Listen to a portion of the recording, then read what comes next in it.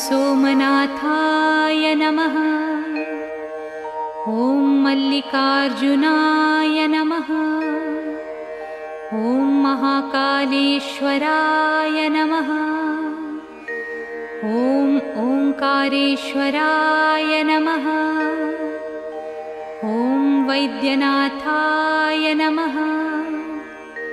ॐ भीमशंकराय नमः। ॐ रामेश्वराय नमः। ॐ नागेश्वराय नमः।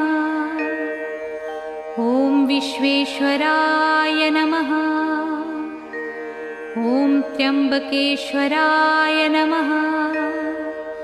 ॐ केदारेश्वराय नमः।